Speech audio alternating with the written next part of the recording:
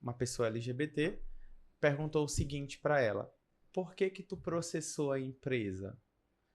Tu acha que você tem razão? Tu não sabe que o teu estilo de vida as pessoas vão falar? Isso a própria família, né?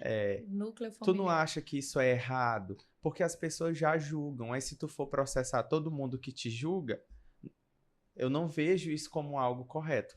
Então o que que a gente percebe nessa fala?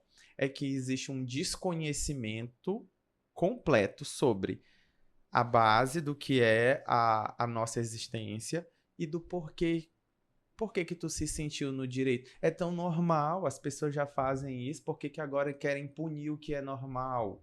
Né? O preconceito e a discriminação para essa pessoa, para o orador, é a regra. Então ela não consegue compreender por que que de repente agora as pessoas decidiram dizer que não é. E aqui vai a resposta. A primeira, a gente precisa levar para as pessoas a informação sobre a diferença de orientação sexual e identidade de gênero. Isso já resolveria 80% das nossas questões. O que seria? Identidade de gênero. Eu sempre gosto de fazer uma mímica, tá? Para quem está ouvindo agora, a mímica é cabeça, identidade de gênero, coração, orientação sexual e a genitália, sexo biológico. Existem 3 diferenças. E eu vou pedir emprestado agora o conhecimento de 3 ciências diferentes. São conceitos biológicos, que diz respeito ao sexo biológico, o conceito do coração, que é o conceito social, e o conceito mental, que é da identidade de gênero. Então, são 3 aspectos da sexualidade que ela precisa ser analisada. Vou começar com a cabeça. A cabeça é a identidade de gênero. É como o indivíduo se identifica com o gênero, com os aspectos e construção de gênero dentro da cultura aonde ela está. Paulo, eu nasci com uma genitália, eu nasci com uma vagina. Você desenvolveu características biológicas em razão da sua ordem cromossômica. Para pessoas que costumam ter X e X, desenvolvem a vagina, o ovário, o útero e a progesterona. Alguns dos exemplos. Para quem nasce com o último par de cromossomo X e Y, elas vão desenvolver a testosterona, o gogó, o testículo e o pênis. São características biológicas. O sexo, né, essas características biológicas, elas não estão diretamente ligadas à característica social do indivíduo. No início, eu perguntei para Ana. Ana, nesse podcast, nós temos aqui, pelo menos os que estão aparecendo agora, temos 4 pessoas sentadas nessas mesas. Exato. Se todos nós cobrimos as nossas genitálias e não andamos nas ruas exibindo elas, como identificar quem é homem e quem é mulher? Quando a gente faz essa pergunta para a sociedade, as pessoas vão descrever características. Eu acredito que a Ana é mulher, pelo cabelo, pelo brinco, Pela unha pintada, pela indumentária. cabelo. Então é uma análise externa. Uma análise de roupa, de comportamento, de nariz. As pessoas, quando vão me enxergar... Pela delicadeza também, né? São características em que nós designamos em sendo características femininas. Reparem que em nenhum momento se toca em questões de genitália. Então, o que é ser mulher não está diretamente ligado à genitália para um convívio social, porque nós convivemos sem exibir ela para ninguém. Então, o que se percebeu? E isso foi um estudo da Judith Butler, que é uma feminista da década de 60, que desenvolveu as teorias sobre gênero e sexualidade. O que ela compreendeu? Que sexo é diferente de gênero.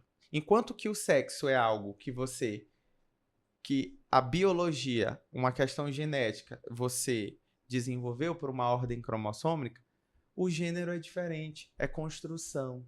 Uma mulher com um cabelo mais curto do que a outra, ela é menos mulher por conta disso? Não. A maioria das pessoas vão discordar e saber que não. Então, o tamanho do meu cabelo não vai designar se eu sou homem ou sou mulher. Então, o conceito de homem e mulher é construção social. Outro exemplo sobre isso é a peça de roupa, a saia.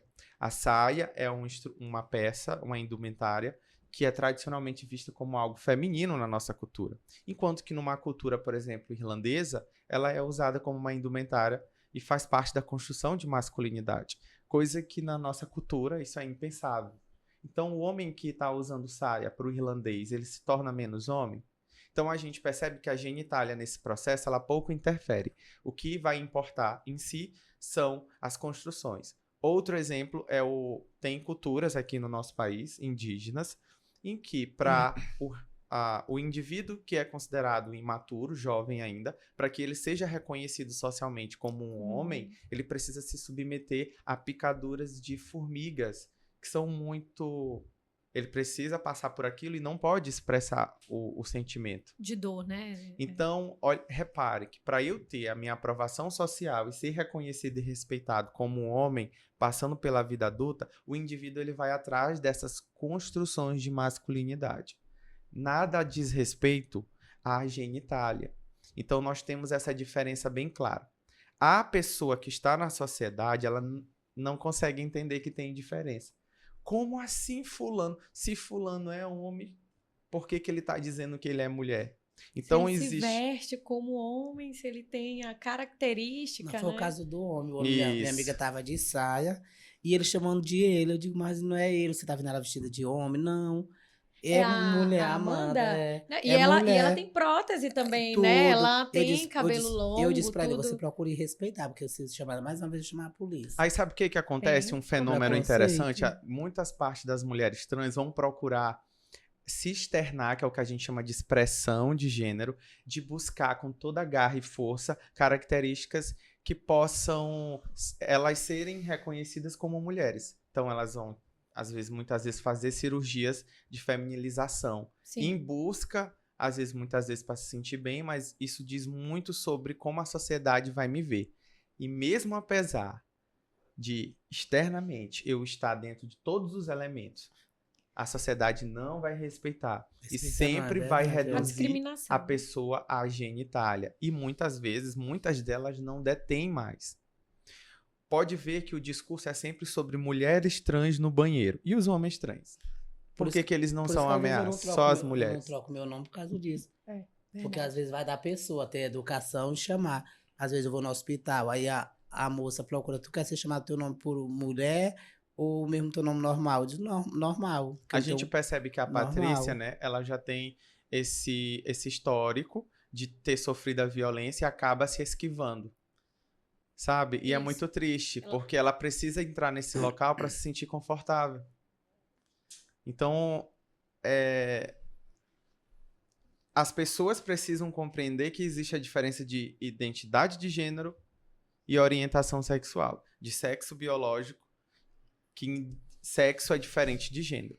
Passando para esse ponto, que é muito difícil de se trabalhar num país de tamanho continental como o nosso, um país que não só tem problemas referente a gênero e sexualidade, um país que tem problemas estruturais de várias naturezas. Nós não temos saneamento para todo mundo, não temos educação para todo mundo, o sistema de saúde é falho. Um país que tem problemas de proporções gigantescas. Então, para que a gente possa superar esse fato, a gente tem que superar a educação. A gente nunca pode enxergar a nossa situação da nossa pauta LGBT como sendo exclusiva, mas ela é reflexo de outras deficiências que o Estado tem. Então, para enfrentar essa situação, a gente precisa resolver a questão da educação. Mas será que a educação ela é plena para outros setores? Dificilmente. Então, a gente tem esse problema que vai continuar persistindo na sociedade. Entendendo que existe diferentes pessoas, é que a gente começa a ter um conforto de falar sobre o porquê que ela precisa ser reprimida. Mas, assim, diante dessa impossibilidade ou dessa dificuldade que eu estou declarando aqui, é motivo para paralisar ou deixar de fazer alguma coisa? Não. Claro é porque precisa começar de algum lugar. Então, quando o Supremo decide punir as pessoas, no momento em que elas passam por uma situação dessa, elas vão servir de orientação e de exemplo para outras. Fulano foi condenado, aí o Estado força o indivíduo a sair da zona de conforto para entender o que aconteceu. Porque as pessoas não querem ser presas. As empresas não querem que a sua marca seja confundida com algo de discriminação. A sociedade hoje é intolerante para quem discrimina. Então as pessoas começam a se adaptar. Seria a melhor alternativa? Seria muito importante que essa situação não acontecesse. Mas se não for dessa forma, acredito que possa existir outros, mas o que a gente tem hoje de situação política é essa. É como a Lei Maria da Penha, que precisou ser feita, só que a gente viu uma ineficácia. Porque a gente percebe hoje que esse problema não acaba somente cortando uma folha da árvore.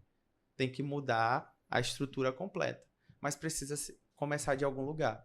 Então, iniciando com essas campanhas, iniciando sobre falas de educação, é por isso que é tão importante levar esses debates para todos os espaços. Porque as pessoas vão começar a ouvir ao ponto de que vai se tornar impossível dela escapar de ter que se desenvolver como um indivíduo que está disposto a conviver com as diferenças.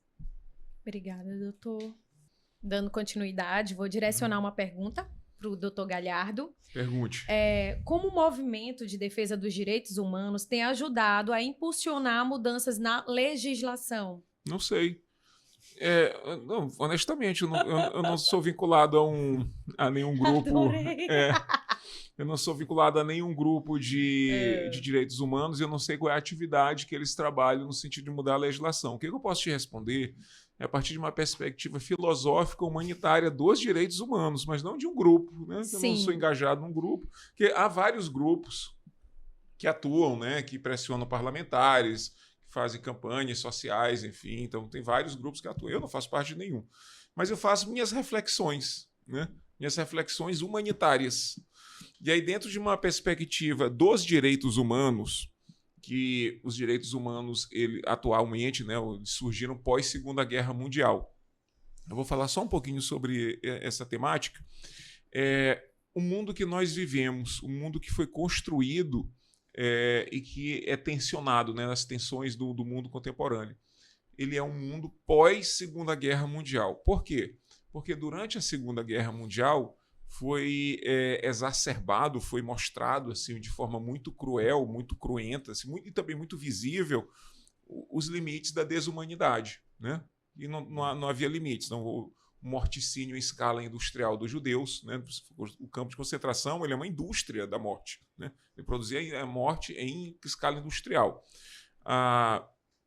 que matou não só judeus, mas também homossexuais, ciganos, setores que foram identificados como problemáticos dentro da sociedade alemã ou dos territórios ocupados. E, na verdade, isso existia em toda a Europa, né? O preconceito contra os judeus é bem antigo, o preconceito contra os homossexuais também é muito antigo. Então, mas isso tudo aflorou durante a Segunda Guerra Mundial. E aí o mundo pós-Segunda Guerra tentou trazer uma nova visão sobre as pessoas, mas também uma nova visão que também tem sua história, que é simplesmente você olhar para o outro ser humano e se reconhecer, né, nesse outro ser humano, né? Então você tem direitos, você quer direitos, você quer uma vida confortável, você quer ser respeitado. E aí a ideia desse mundo contemporâneo, pós-Segunda Guerra Mundial, é que as pessoas vejam a si mesmas no outro. Né? Sim. E essa ideia ela encontra muitas resistências, por causa da própria cultura, enfim, dos povos, enfim. Isso também não pode ser abandonado, né? São culturas milenares, culturas inclusive de preconceito milenar, né? Então você chegar e dizer assim, olha, hoje a mulher ela pode ser do jeito que ela quiser. Não pode. Não, eu sou homem, eu que digo como é que são as coisas. Então, mudar essa forma de pensar cria as tensões do mundo contemporâneo, né? Então você tem essa ideia de ver a si mesmo no próximo, né? Então tem uma mensagem cristã, né? Amar ao próximo como a ti mesmo, né? Tá lá escrito lá. Então você enxergar no outro a si mesmo, né? E milhões de pessoas, milhares de culturas não vão querer aceitar isso facilmente. Então essas tensões que nós vemos hoje, as pessoas falam assim, é o fim do mundo, o mundo está de ponta cabeça, Tá acabando. tá tudo errado, que o mundo tá Em o mundo tá 2050 perdido, e tanto vai acabar o mundo. O mundo tá perdido porque agora tá todo mundo reclamando de direitos. É por causa dessa visão que é uma visão, na verdade, que é a visão que devia estar lá na origem, de você reconhecer e respeitar o outro ser humano, né? E esse exercício ele é muito difícil.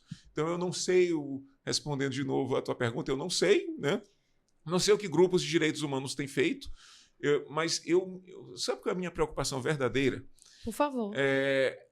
Ela vai além dos sistemas de justiça. Como falou aí a Patrícia, não tem que ter leis mais severas. Patrícia, honestamente digo, tu pode botar pena de morte para casos de preconceito. Exato. Isso não vai resolver, porque o problema está dentro do homem. Isso. É uma questão humanitária.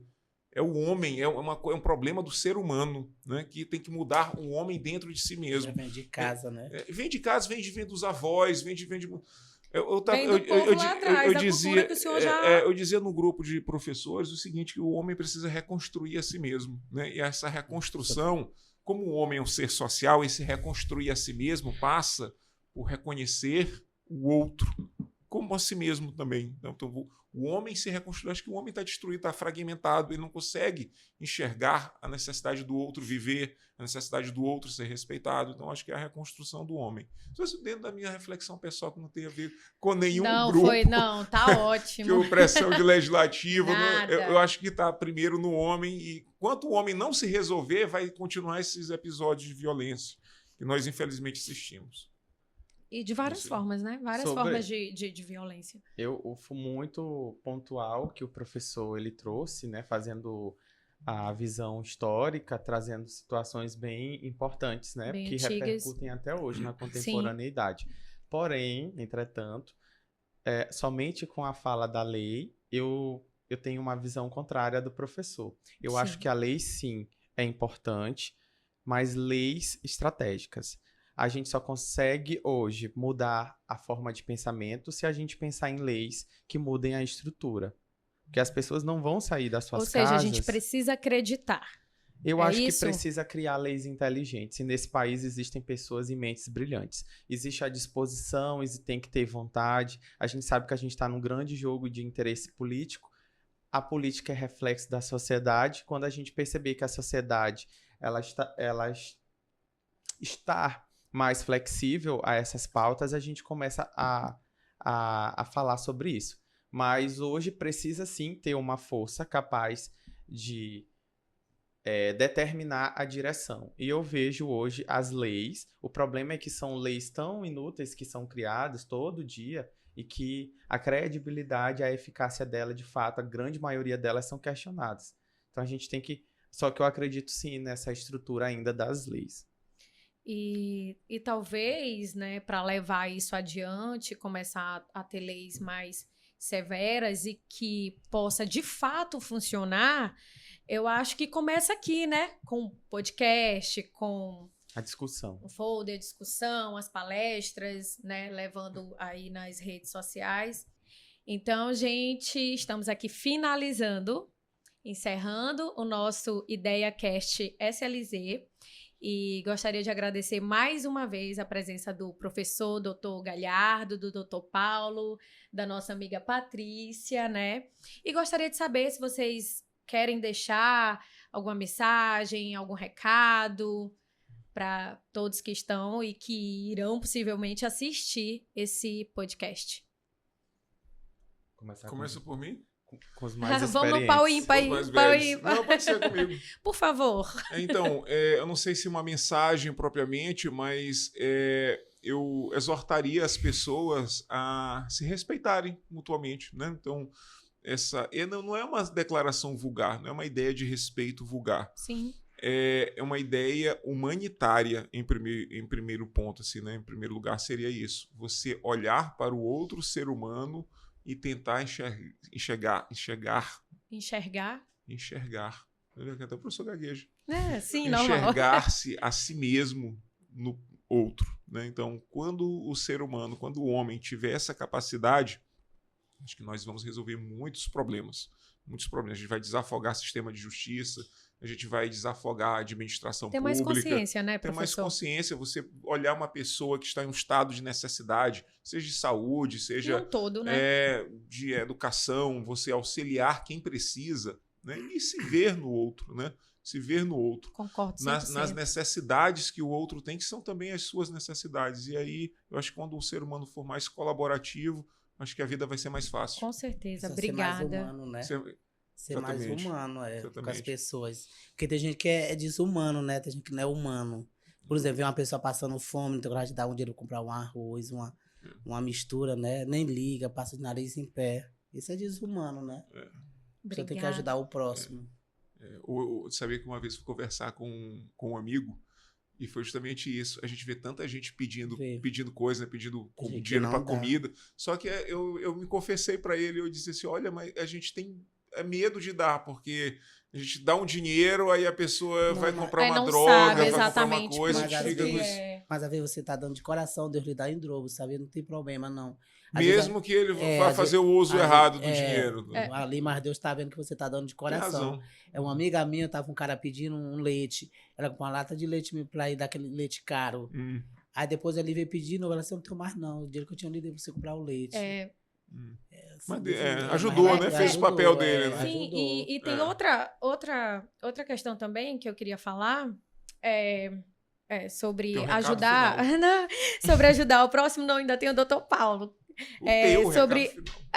Sobre ajudar o próximo, é que, no meu caso, eu tento ajudar internamente, assim, amigos próximos que eu vejo que tá com alguma dificuldade, se eu puder ajudar, eu ajudo. Tem coisas assim que não são tão visíveis, mas até para ajudar, a gente também sofre discriminação, tá? Até para ajudar. Por exemplo, eu faço doações no Dia das Crianças. Eu compro, eu vou lá, eu não gosto de postar. Eu não tiro foto. E quando tira, tá se aparecendo, tá querendo mostrar que é uma boa pessoa e que é isso, que é aquilo. Inclusive, eu sofro muito por conta disso, né? Outro dia eu fui em uma festa, né? Um domingo, um sambinha. Cheguei lá, passou o senhor vendendo flores. Eu adoro flores, mas não eram flores naturais. Aí eu olhei assim, eu disse, meu Deus, eu vejo esse senhor o tempo todo. Ei, eu quero 10 flores. Quanto é 10? Nada. Não, eu quero 15. Pronto. Todo mundo me olhando como se eu quisesse me aparecer por ter comprado 15 flores. Ele me agradeceu tanto por ter comprado aquelas flores que ele ia rodar todas as festas, a noite toda. E vendendo pra se manter, entendeu? né? E não foi pra me aparecer, foi porque eu senti e eu quis ajudar ele, né? Mas assim, tinha muita gente olhando e, essa daí quer se aparecer, quer isso, quer aquilo.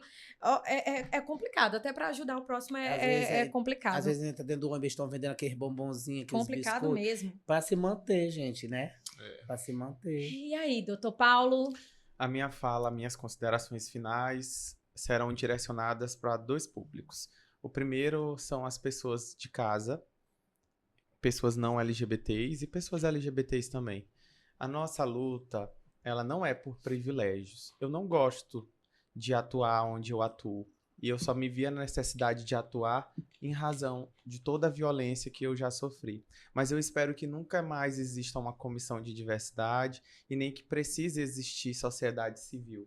Porque se existe, é porque nós somos a prova da ineficiência do Estado. Não queremos ganhar mais e também não queremos destaque ou mais privilégios. A gente quer ter o gozo de garantias constitucionais que qualquer pessoa tem. E o segundo recado é para você, pessoa LGBT. A nossa maior forma de atuar politicamente é existindo. Então, continuem amando, respeitando os pais, indo à padaria, estudando, existindo. Muitas pessoas criam narrativas para impedir ou invalidar a nossa existência. O fato de muitos de vocês que podem ir à rua, ir ao mercado, façam. Porque esse é o deleite de muitas lutas de pessoas que passaram por nós, tiveram que enfrentar a pandemia do HIV, tiveram que enfrentar a pandemia da violência institucional e de muitos de vocês que vocês saibam. Então, o nosso maior troco, a nossa maior vitória, o maior triunfo é existir, porque essa existência nos é negada. Então, vivam, sejam felizes e conquistem os sonhos de vocês, porque a nossa luta é para que nós também tenhamos desejos que sejam bobos ou não, mas que pessoas podem ter e a gente não. Então vivam as futilidades ou coisas importantes, porque toda essa complexidade faz parte de ser humano. Então sejam humanos. Bom, Patrícia, gostaria de deixar alguma mensagem, algum recado? Tá bom. Não, mulher, fala alguma coisa. Não, a gente tá aqui só para deixar um pouco das coisas bem claras, que tem muitas pessoas que não entendem, para deixar para as pessoas que ainda não entendem as coisas, passar a entender, que a gente não vive num mundo mais assim, avulso. Hoje tem lei, tem as coisas tudinho, tem os direitos das pessoas, e as pessoas respeitar. Obrigada, Patrícia. Obrigada, doutores. E gostaria de agradecer a presença de todos. Espero que seja... que essas informações sejam bastante útil, né, na vida de todos, que alcance o maior número de pessoas, se possível. E vamos nessa luta, né? Contra a discriminação, o preconceito. E é isso. Obrigada e tchau, tchau. Até mais. Tá